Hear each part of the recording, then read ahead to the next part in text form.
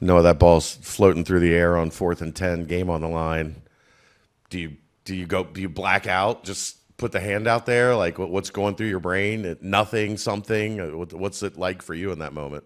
It's really nothing's going through my brain but catch the ball. So like when I see the ball in the air and I'm tracking it, I'm going up with two, but if I can't go up with two, the one hand just sticks out and it just connects. Biggest catch of your career? So far, yes. For the situation it was in, yes, definitely. Do you credit the receiving gloves or just the natural talent? It goes hand in hand, kind of. You know what I'm saying? I got to be able to make the catch, but hey, the gloves are nice to have. But I can't give all the credit to them because then they'd be the football player, not me. How have you gone about just kind of integrating yourself in the offense since you went to campus, and who has kind of made it the easiest on you? Who's helped you the most?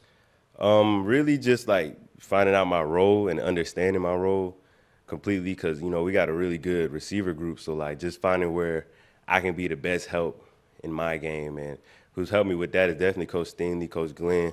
They definitely, like, kept me focused and understanding on how we got a lot of good receivers in our group. So they just make sure I understand that everybody's going to get a chance to get their opportunity. And when you get that opportunity, you got to make the play.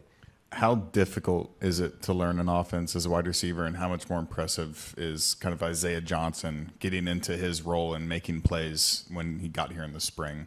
Yeah, it's definitely difficult coming to a whole new game plan and things like that, or like depending on how the coaches like to run their offense, you got to adjust yourself to that.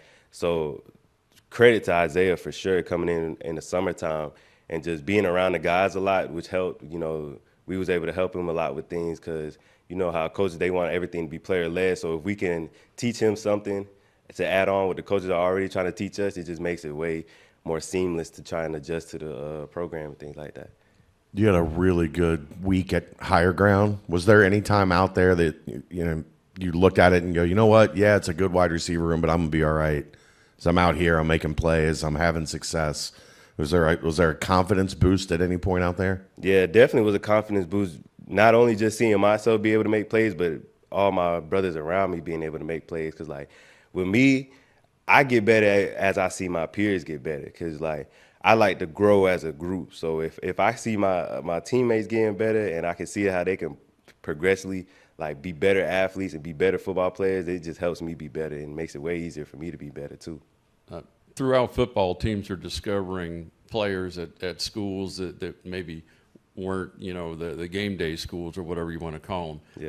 Yeah. How motivating is that, and Jeff, Jeff London won, you're Charleston Southern, and everybody knows that they play decent football there, but playing at this level and what you're doing, how motivating is that or satisfying?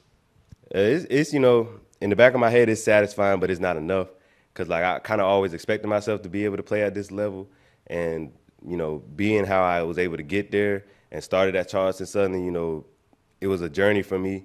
But I kind of always knew in the back of my head that I could play at this level. So it was more like just proving to myself that, like, the level I was at didn't really depict on how I was as a player. And now that I'm here, I can really prove that to myself and to other people.